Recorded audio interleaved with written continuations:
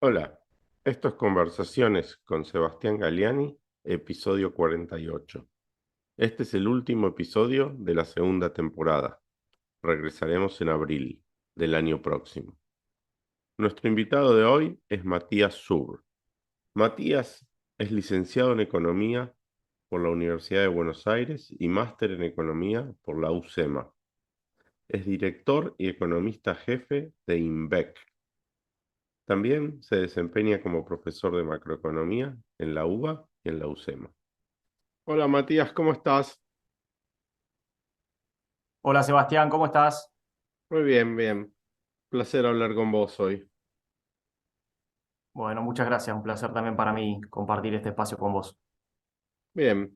Mira, quería hablar de la coyuntura, ¿sí? ¿Dónde está Argentina y un poco cómo esperamos que sea la evolución económica el año que viene? Entonces empiezo por ahí, ¿sí? De hacerme un resumen de dónde está parada hoy la economía argentina. Bueno, yo creo que me gustaría, como para ser más claro, dividir en dos horizontes temporales diferentes. Ujú. Me parece que en el corto plazo podemos hablar de que la economía argentina terminó entre el segundo y el tercer trimestre de este año la fase de recuperación post pandemia y post cuarentena en Argentina. E incluso con un poco más forzado, fue un poco más allá de recuperar todo lo perdido durante la cuarentena y avanzó un poco más hasta volver aproximadamente a los mismos valores de PBI de 2017. Eso creo yo que se terminó entre agosto y septiembre de este año. Ujú. Los últimos datos mensuales de actividad económica mostraron ya 2 meses consecutivos de caída mes a mes, y creo yo que cuando tengamos los datos de noviembre y diciembre esa tendencia se va a seguir confirmando. Entonces, en el corto plazo, la economía se recuperó completamente de la caída fuerte, una de las caídas más fuertes de todas las economías del mundo en el año 2020. eh, pero eso ya está terminado y estamos entrando de nuevo. Me parece que la actividad económica tocó un techo que no lo puede superar y estamos entrando en una fase recesiva. Ahora, ese proceso de corto o mediano plazo se enmarca en un periodo de más largo plazo, que podríamos ubicarlo en el año 2011 o 2012, en lo que podríamos denominar como la segunda década perdida, haciendo referencia a aquel episodio de entre los 70 y los 80, donde la economía argentina ya lleva más de 11 años sin crecimiento sostenido, o sea, no logra encadenar más de 1 o 2 años de crecimiento, y cuando uno mira el PBI per cápita para poder compararlo mejor en un periodo más largo, tenemos hoy un PBI per cápita 10% menor al del año 2011. eh, y lo que no sabemos es, al igual que en aquella oportunidad de ese periodo iniciado en 1974, 1975, podríamos decir con el Rodrigazo en aquel momento, hasta dónde va a durar la caída y cuándo va a comenzar y de qué manera va a comenzar una nueva fase de expansión, que en aquella oportunidad tuvo que esperar hasta 1990-91 para volver a tener una fase de crecimiento. Entonces, estamos atravesando, más allá de eso que te comentaba de corto plazo, el segundo peor periodo de la historia económica argentina en materia de crecimiento económico. Eh, Y digamos que, si bien, como vos señalaste, la economía se recuperó un poco más que lo que cayó en la pandemia, lo hizo en un contexto internacional extremadamente favorable. Eh, Exactamente, sí, sí, no hay y, dudas y- que y no duró mucho, o sea, no le dio para un ciclo de mediano plazo estos precios, apenas unos meses adicionales de crecimiento. absolutamente. Y eso yo creo que responde, como vos decís, primero a que es muy dependiente de condiciones internacionales tremendamente favorables, y a que también, digamos, el gobierno hizo uso y abuso de una cantidad de herramientas que terminaron de nuevo, la reconstrucción de una gran variedad de desequilibrios macroeconómicos: el desequilibrio fiscal, el desequilibrio monetario, el desequilibrio cambiario, que forzó los motores para lograr esa recuperación y algo de crecimiento, podríamos decir, en los últimos 2 o 3 trimestres, y ahora son esos propios desequilibrios los que complican y hacen imposible que esa recuperación perdure, digamos. Sí, como yo te decía recién, el primer mes de los datos del INDEC que muestra caída y esa reversión, digamos, del periodo de crecimiento o de recuperación es el mes de septiembre. Pero si tuviéramos que ubicarlo más allá de cuándo empieza a dar negativo el índice particularmente, si tuviéramos que ubicarlo en un episodio concreto, yo creo que no hay dudas de que la crisis de deuda que enfrentó el exministro Martín Guzmán fue como el final de esa recuperación forzada, con un incumplimiento claro del programa con el Fondo Monetario Internacional que se venía trayendo hasta ese momento. O sea, el déficit fiscal iba camino a cerrar en 3,5 puntos del PBI este año, incumpliendo en más de un punto la meta de déficit primario acordada. Con desequilibrios monetarios muy importantes, cuando el gobierno no puede renovar la deuda, el Banco Central sale a recomprar toda esa deuda, toda esa emisión monetaria se traslada después a una brecha cambiaria muy fuerte y eso acelera la inflación del 50-55 hasta el actual 100% o bordeando el 100% que tenemos hoy y eso, digamos, aborta el periodo de recuperación debido a la erosión de los ingresos reales y el shock que eso genera en la demanda agregada. Claro. Pero entonces, estamos, ¿sí?, en un ciclo muy largo de no crecimiento y además estamos en una recesión, ¿sí?, en este momento, Exactamente. que vos, me imagino, esperás se prolongue, ¿sí?, el año que viene. No se ve algún... Te dejo a vos, digamos, ¿ves alguna razón para Sí. que no continúe? No, no. Para el año que viene nosotros esperamos, en el escenario más optimista, esperamos un escenario de no crecimiento, de 0%, porque algo de efecto arrastre te queda de este año. Ujú. Hay que ver cómo cierran los últimos números y las revisiones. El INDEC está revisando bastante los números hacia atrás cada vez que publica un nuevo número del EMAE. Entonces, eso te va modificando en el margen el arrastre, pero supongamos que te quede un punto de arrastre positivo para el año que viene. Me parece que eso se va a borrar el año que viene. Y en términos generales creo que vamos a tener una economía netamente estanflacionaria, en el sentido de que no va a avanzar nada y va a tener una inflación base del 100%. O sea, yo no creo que este último dato optimista, entre algunas comillas, del 4,9% de inflación en noviembre, me parece que no es sostenible, que está influenciado por algún cambio muy marcado en precios estacionales y demás, pero yo veo una situación inflacionaria que está cómodamente entre el 5,5 y 6% mensual y eso te deja en una tasa de inflación del 100%. Desde el punto de vista de qué podría empujar hacia el año que viene un mayor crecimiento, yo la verdad es que no veo nada. O sea, desde el punto de vista de la demanda, como te decía recién, la caída que experimentaron los ingresos reales en los últimos meses te condiciona, digamos, por ese lado. Después, gran parte de la recuperación que nosotros veníamos viendo en estos meses era un poco efecto de corto plazo del cepo. O sea, hay muchos sectores que se vuelven dinámicos como opción de gasto de los pesos cuando no tenés otra opción para hacer con eso. Y me parece que eso se va también agotando. Por otro lado, vas a tener un efecto negativo desde el punto de vista de la oferta, donde, digamos, los números que hoy están mostrando las bolsas de cereales en Argentina indican una sequía muy relevante para el año que viene. De hecho, parados a esta misma fecha del año 2017, los pronósticos hoy son más negativos. O sea que podríamos tener una caída del PBI agropecuario de aproximadamente un 20% para el año que viene si se mantienen las perspectivas actuales. En el A año ver, me 2018 había sido el gustaría, 15%. me gustaría ahí, parar un segundo y preguntarte, ¿no? Entonces, ¿por qué la caída de 20% de la producción real, es un número muy grande que va a impactar en más que un punto en el producto, me imagino? Sí, un Eh, punto y medio un de punto efecto y, directo un punto y aproximadamente. medio de efecto directo, pero va a tener un impacto de un orden de magnitud mucho mayor en las cuentas externas, ¿sí? Eso Absolutamente. sumado a la anticipación que estuvo haciendo Massa de liquidación de divisas, puede generar, realmente un mercado de cambios que esté muy picante, ¿no?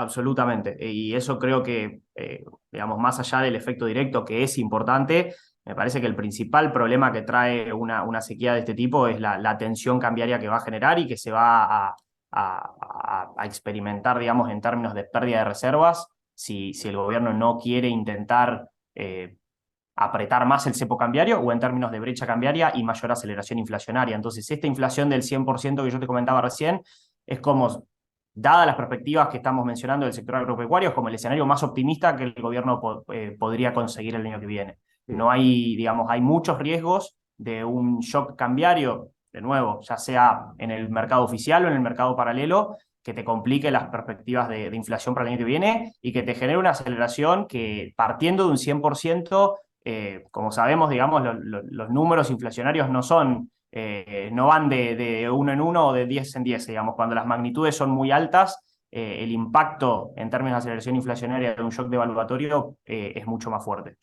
Nosotros estuvimos haciendo ejercicios del mercado de cambios para el año que viene y lo que vemos es que nos estarían faltando unos 11.000 millones de dólares para el año que viene, digamos, de pérdida de reservas internacionales si el gobierno no hace nada. Entonces, nosotros lo que decimos es, difícilmente ese pueda ser el escenario que va a terminar ocurriendo.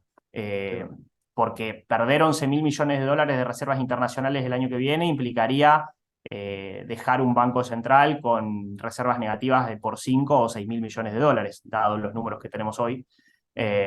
Y lo vemos, o sea, por un lado, si bien el FMI está siendo bastante flexible con el gobierno en distintos puntos y en distintas metas, me parece que algún rol de perro guardián ahí va a tener que jugar para no entregarle un banco central tan vacío a la próxima gestión. Y por otro lado, porque dado el contexto complicado, una dinámica que te vaya mostrando que las reservas se vuelven negativas en esa magnitud, te puede acelerar los procesos y complicarle el gobierno, el último año de este mismo gobierno, y no solo creer que es dejarle una bomba al gobierno próximo. Claro. Y ese cálculo de reservas netas, recordame, no tiene en cuenta la venta de futuros, ¿no? No.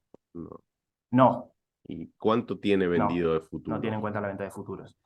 ¿Cuánto ya tiene no tengo en este vendido? momento el número fino, pero sé que no está pasado de los límites que le fija el fondo, pero los límites que le fija el fondo son mucho más exigentes y más estrictos que lo que fue la situación de 2015. O sea, no, si se mantuvieran los límites impuestos por el fondo, no está esa vía o ese canal para canalizar en parte de la presión cambiaria como sí lo ocurrió en el 2015.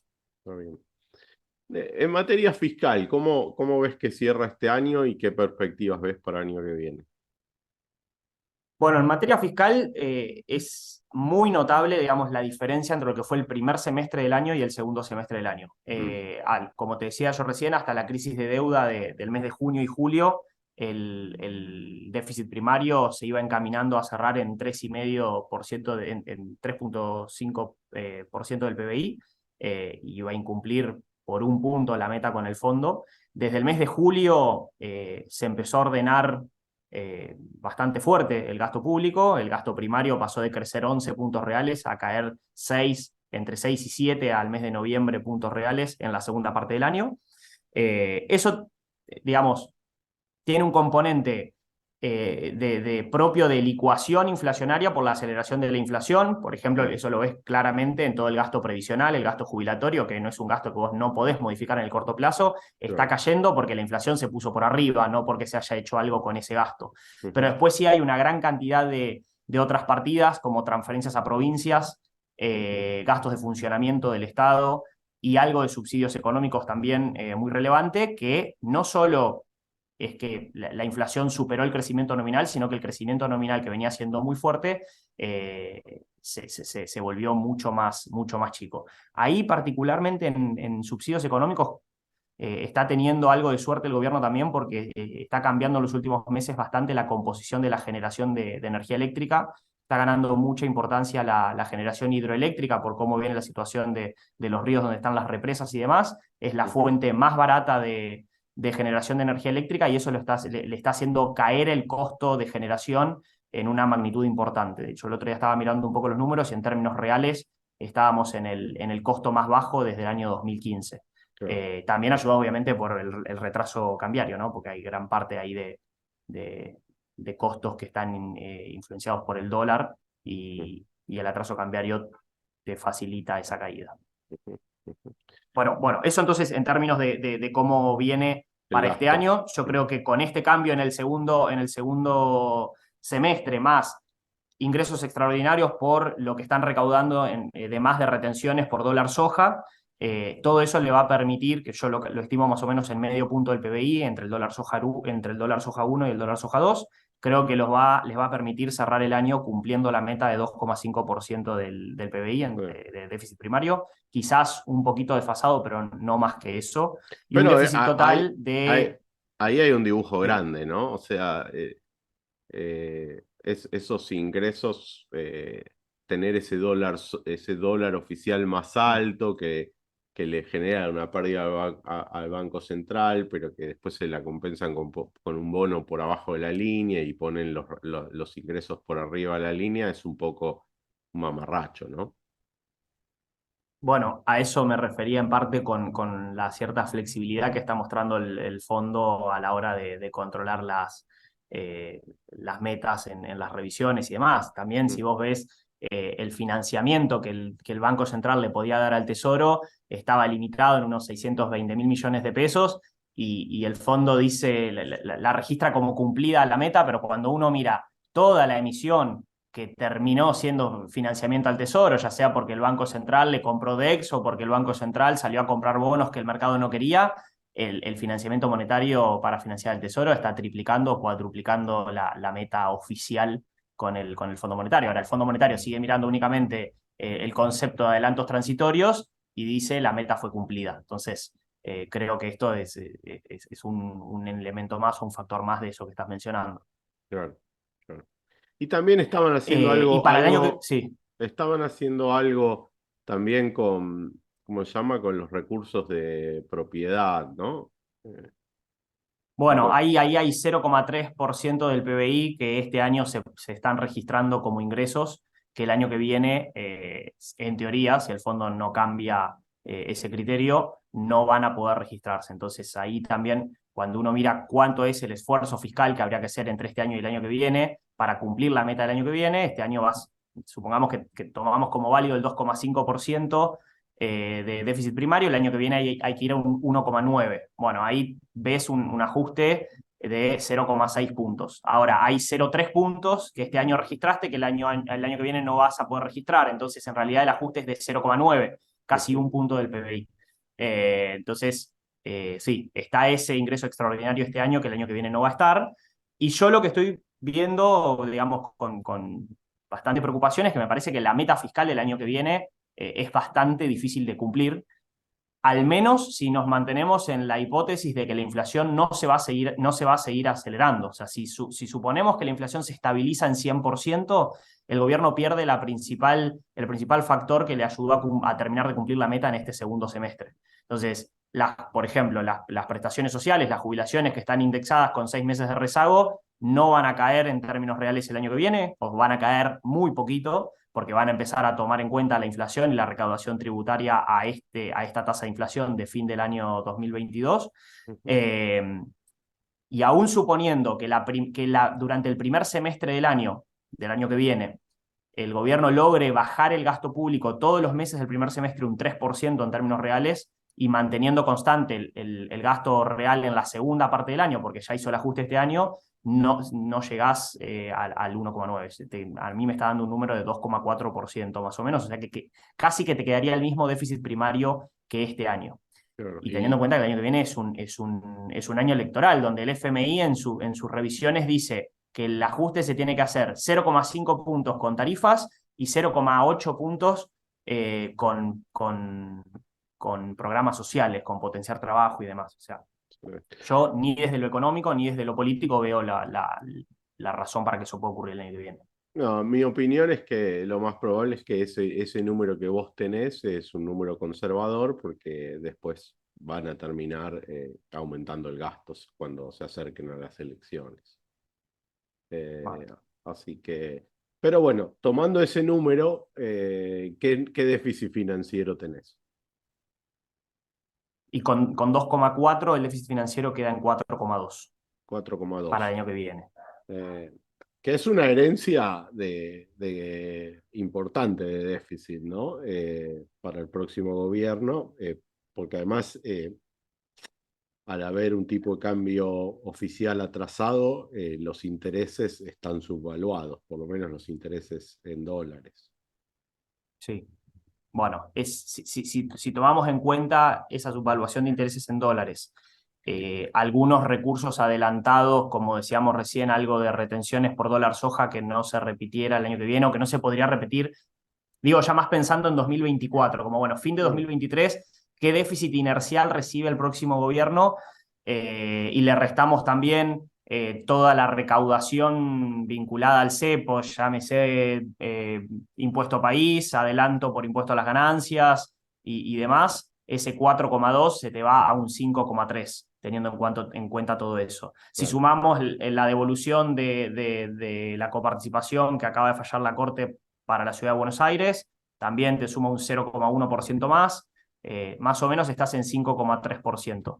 Y eso, obviamente, como parando ahí, ¿no? Porque uno ahí podría seguir haciendo más supuestos. Dice, bueno, si no se cambia la fórmula de movilidad jubilatoria y se hace un programa de estabilización que logre normalizar o empezar a bajar la inflación, bueno, enseguida te vas, te va creciendo ese gasto y se te va haciendo más alto No, el déficit primario y el sí. déficit fiscal O total. sea, si el próximo gobierno el primer día no cambia la fórmula, no puede bajar la inflación ni crecer. O sea, Absolutamente. no, y eso es una lección que se aprendió. Bueno, espero que se haya aprendido porque el año 16 costó muchísimo no haber cambiado la fórmula. Perdón, el año 17 costó muchísimo no haber hecho ese cambio cuando se hizo, por ejemplo, una reparación histórica. ¿Sí? Eh, Bien, entonces es una situación fiscal, yo diría, de un orden de magnitud similar a la que se heredó en la administración de Macri anterior, cuando se hacían las correcciones también necesarias a las distintas medidas de déficit. Pero además tenemos Sí, creo ahí que Sí, no, la única diferencia quizás en términos de herencia fiscal, si miramos el consolidado, es la situación de las provincias, que ujú, en el año 2015 también era deficitaria, te sumaba un punto o algo sí, más de un punto del PBI, un punto. y al día de hoy están con un leve superávit financiero en el consolidado. La información siempre viene bastante atrasada del consolidado, pero si uno mira algunas provincias durante el año, la primera parte del 2022, a diferencia de la nación, donde venía empeorando el déficit fiscal, en las provincias se mantenía equilibrado o superavitario, pero yo tampoco me confiaría al 100% de que esa va a ser la situación al año que viene, porque si uno mira un poquito para atrás, ese 1 punto del PBI de déficit del 2015 no era en el 2014 un punto del PIB. Entonces me parece que las provincias tienen típicamente el ciclo político del gasto también en los años electorales, donde los gobernadores renuevan y ahí puede haber un uso muy importante de esa caja que hoy tienen con superávit fiscal el año que viene. Claro. Y además, déjame que diga esto, ¿no? Que es que las provincias, está bien lo que vos decís, o sea, sería una diferencia, o sea, si dijésemos, mirá, el déficit financiero del gobierno nacional está cercano al que recibió Macri una vez que hacías los ajustes a los números oficiales, tenés una mejor situación en las provincias. Ahora, esa mejor situación en las provincias no viene de que tienen un gasto menor, sino de que recibieron durante el gobierno de Macri la devolución del 15% de la masa coparticipable, que era 1,5 puntos del producto, ¿sí? O sea que ahí están teniendo ese recurso adicional.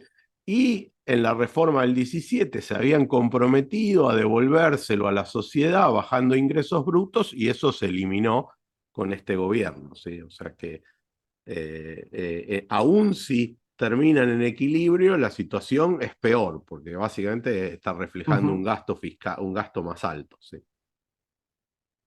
Exactamente. Y porque al mismo tiempo te quedaste sin alguna palanca o algún mecanismo para hoy forzar a las provincias a un ordenamiento de algún tipo, ya sea fiscal y tributario. Ujú, ujú. Sí. Sí, yo creo que fue muy malo el acuerdo político que se firmó bien al principio del gobierno de Alberto Fernández, en el cual las provincias negociaron votarle la suspensión de la fórmula a los jubilados a cambio de que se Sí. derogue la ley de responsabilidad fiscal, que no les dejaba subir el gasto primario, y que se suspendan las bajas de impuestos. O sea que fue básicamente un acuerdo de los gobiernos subnacionales y nacional para aumentar el gasto y cobrarle más impuestos a la población, a costa de los jubilados, en buena medida. Así es. Así es, porque ese también es otro punto relevante. La situación fiscal de la que estamos hablando, que será la herencia del 2024, se da con un ajuste previsional, con un gasto previsional ajustado. O sea, eh, aún con las jubilaciones estando casi un punto por debajo en términos del PBI al número de 2019, tenés una situación fiscal igual de comprometida que en 2015. Bien. Claramente es un país que da 2 pasos para adelante y 3 pasos para atrás. Es muy triste. Bien, te llevo a la situación ahora del Banco Central. Sí, bueno, ya un poco mencionaste Ujú. que potencialmente van a terminar con reservas netas nulas o negativas, ¿sí? Pero además, ¿cuál es la situación en términos de su endeudamiento? ¿Sí? Eh, cuál- digamos, ¿cuál es hoy el nivel de deuda del Banco Central y el déficit cuasi fiscal? Bueno, en términos digamos, de pasivos remunerados, tenés un ratio que es bastante alarmante. Hoy más o menos está estabilizándose entre 210 y 215% de la base monetaria cuando sumás las LELIQs y los pases. Y eso te está dando con la tasa de política monetaria de este momento, ponderando también entre las tasas de LELIQs y de pases, un pago de intereses, un déficit cuasi fiscal de 0,5 puntos mensuales. O sea que si se mantuviera esta situación, si se mantuviera estable el stock de pasivos remunerados en términos del PBI y si se mantuviera estable la tasa de interés en términos reales, estás teniendo 6 puntos del PBI de déficit cuasi fiscal o de emisión por motivos de pagos de intereses Mm. en un año. Entonces, Sí, sí. es una situación también bastante complicada. La tasa de interés actual, digamos, en términos reales, no es explosiva en el sentido de que digamos, no es alta en términos reales porque la inflación está siendo muy alta. Ah, Obviamente, si lo haces contra la inflación justo baja que dio de noviembre, pareciera que sí, pero si tomás 3 meses o 6 meses, es una tasa neutra o apenas positiva. Entonces, eso o sea hay que que tenerlo en cuenta también para no pensar que la situación necesariamente. Sí, el déficit cuasi fiscal medido en términos reales no es muy alto. ¿Sí? Lo que sí es que te obliga, para que eso sea así, a tener tasas de inflación del 100%, ¿sí? Porque ex- estás pagando esa tasa de interés, básicamente. exactamente. Y con una demanda por base monetaria muy baja que está en mínimos. El último dato te da aproximadamente 4,5 puntos del PBI, cuando en algunos momentos era entre 8 y 10%. ¿Y cómo están viendo la situación de la refinanciación de la deuda del Tesoro? Y también la capacidad del Banco Central de seguir, eh, digamos, manteniendo eh, este nivel, ¿no? de endeudamiento. A ver, por el lado del Tesoro, el año que viene, si mirás bueno, como decíamos, necesidades netas de financiamiento van a ser aproximadamente 4,2 puntos del PBI para el año que viene, que sería contabilizar el déficit primario más los intereses.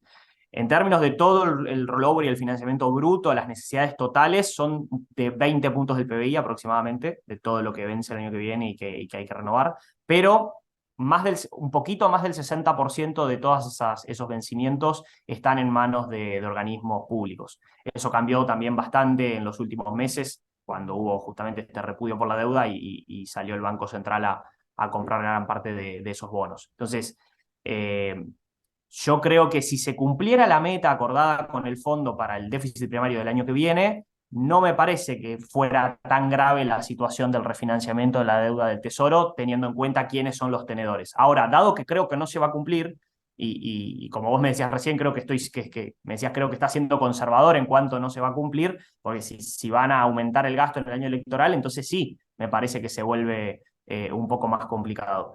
Y por el lado de la deuda del Banco Central, a ver, cuando uno mira estos ratios que hablábamos recién o la evolución que ha tenido el balance del Banco Central y los pasivos, principalmente los pasivos remunerados, en una situación de ausencia de controles de cambios, creo que sería una situación insostenible. O sea, me parece que hoy la demanda por sostenida que hay por el IX, que en realidad son plazos fijos que después el Banco Central, los bancos los transforman en LELIX, están explicados por la represión financiera que hay. O sea, hay una gran porción de la sociedad, si bien vos me podés decir, bueno, pueden ir al contado con liqui o pueden ir al MEP, pero me parece a mí que no es tan fácil o no está tan difundida la práctica como si estuviera el mercado de cambios completamente liberado y la gente podría estar decidiendo entre tener un depósito en pesos en el banco que dependiendo cuánto se acelera la inflación en un mes, pasás rápidamente de una tasa apenas positiva a tener una tasa neutra o negativa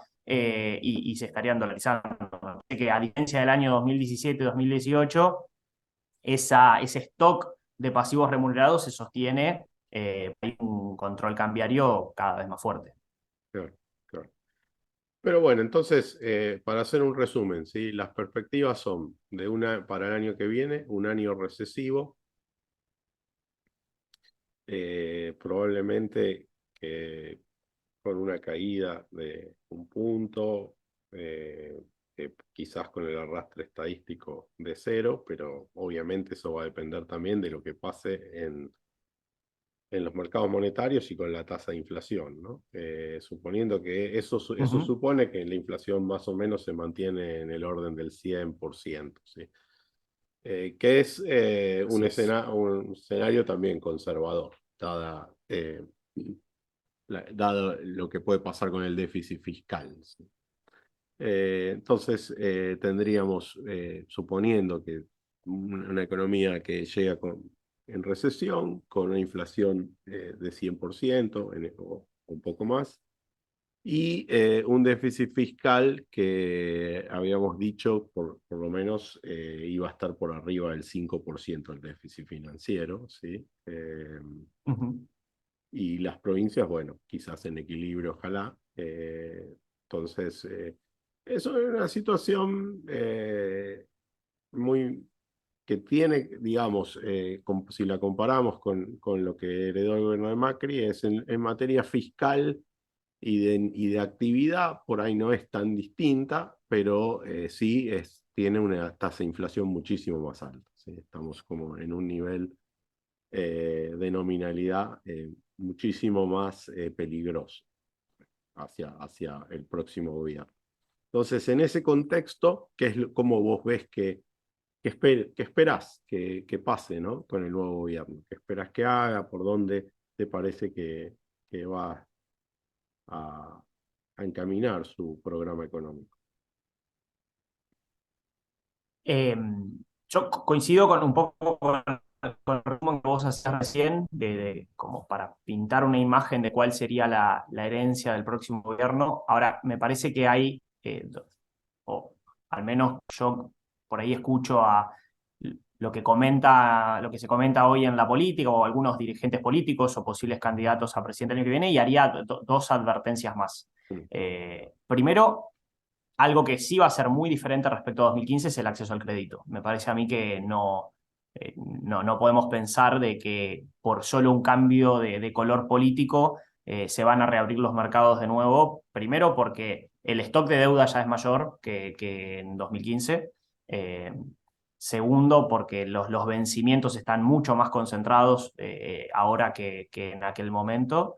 Y tercero, porque me parece a mí que ese efecto sorpresa o ese shock positivo de confianza de un cambio político ya se gastó en aquella oportunidad y ahora me parece a mí que cualquiera que pretenda financiar la Argentina va a decir, bueno, a ver, muéstrenme de primero que es un cambio verdadero, digamos que se vienen a hacer las reformas que en aquel momento no se pudieron hacer o que se estaban haciendo pero que quedó inconcluso, y de que la otra opción populista que viene a dar los 3 pasos para atrás de nuevo no está a la vuelta de la esquina una vez más. Entonces, hasta que eso no se aclare, me parece que eso te va a condicionar muchísimo. Y lo peor de todo es que esa propia reacción, que es súper natural del mercado, te complica más que las cosas te puedan salir bien, porque sin acceso al crédito va a ser más difícil. Entonces, eso como primera gran diferencia. Y segundo, que esto sí creo que es, a diferencia de lo que por ahí la política está pensando, para mí sí es más parecido al 2015, si bien estamos pintando un escenario, como decíamos recién, de recesión, de alta inflación y demás, no me parece que todavía sea un escenario de estallido como el que quizás se espera para que la sociedad reaccione y para que se genere el consenso de un cambio abrupto y real. O sea, esa idea de que ahora la sociedad aprendió y de que como está sufriendo se va a bancar nuevos esfuerzos para salir de una vez, de una vez por todas de esta, a mí me parece que todavía no está. Primero porque hay algunos indicadores que si bien estamos diciendo que la macroeconomía está muy desordenada en todas estas variables, por ejemplo, el desempleo está relativamente bajo para lo que podría ser, digamos, la situación. O sea, no hay una crisis de ocupación. Los salarios reales han caído y, digamos, han seguido cayendo después de la caída de 2018 y 2019, pero tampoco hubo una caída más abrupta o no hubo una situación hiperinflacionaria que licúe realmente los ingresos como sí ha ocurrido en otro momento en la Argentina. Entonces me parece a mí que desde la percepción de la sociedad todavía no está dado ese consenso para bancar las reformas. En Pero, segundo o sea, lugar, me parece que el clima de... Sí, no, está muy bien todo lo que dijiste, pero quería por ahí decime. sintetizarlo para que quede un mensaje muy, muy, muy conciso, ¿sí? Cuidado, porque la situación económica que van a heredar es muy mala y no van a tener financiamiento. Y además, no esperen ningún boom de inversiones porque no van a poder convencer de que el populismo no va a volver, dado la situación que heredan. O sea, todo el mundo va a estar viendo, bueno, a ver cómo salen las cosas. Y eso lo hace muy difícil, ¿no? Porque vos tenés que hacer reformas que siempre tienen sus costos de corto plazo, hay perdedores que se oponen y no vas a estar recibiendo necesariamente un boom inversor rápidamente, porque aun cuando vean que vos tenés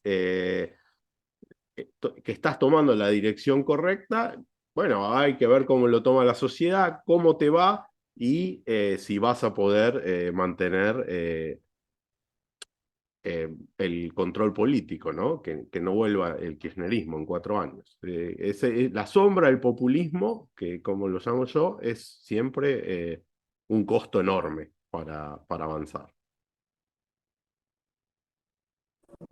Absolutamente. Eso creo que es el segundo punto. O sea, uno podría decir, bueno, ¿cómo está la conciencia social? Es un factor. Bueno, ¿cómo está la conciencia del sistema político? Yo recién, al inicio hablábamos de esta especie de segunda década perdida comparándolo con lo que lo ocurrió en los 70 y los 80. Entonces uno diría, bueno, si estamos en algo parecido a eso y necesitamos un cambio tan profundo como el que fue el inicio de los 90. Entonces decimos, bueno, ¿cómo era el mapa político de aquel momento? Me parece que la oposición que tuvo el gobierno en aquel momento venía de intentos de privatizaciones, el candidato radical hacía campaña con el ajuste, o sea, toda esa cuestión responsable que tenía el otro lado, que pasó a ser oposición, hoy no va a estar si el cambio de gobierno se da y la oposición vuelve a ser el kirchnerismo. Y si quisiéramos agregar un tercer factor, también comparándolo con el de inicio de los 90, me parece que el contexto internacional tampoco es el mismo o es igual de favorable para un giro pro mercado como el que hay que hacer un montón de aspectos sin mirar a lo de los 90. O sea, no tenés en las últimas décadas lo que ocurrió en los 80 en Estados Unidos y en Inglaterra, no está el mundo de las ideas del consenso de Washington. Entonces, me parece a mí que hay varias diferencias que te pueden complicar salir de esta segunda década perdida respecto de la primera. Claro, eso yo estoy de acuerdo. Vos lo que estás diciendo también es que el mundo se ha vuelto más proclive a demandar mucho del Estado, mucho transferencia, mucho gasto público, ¿sí? O sea, pasamos del mundo de Milton Friedman al de Paul Krugman. Eh, Exactamente. Bien, bueno, Matías, te agradezco mucho la charla, muy claro, muy útil, y bueno, te deseo un muy feliz año. Bueno, Sebastián, muchas gracias nuevamente por la invitación. Es un placer para mí haber charlado con vos y también muchas felicidades para este fin del 2022 y ojalá que a pesar de las perspectivas un poco pesimistas tengamos un buen 2023. Sí, sí, ojalá estemos súper equivocados. Así es. Hasta luego. Chao, Sebastián.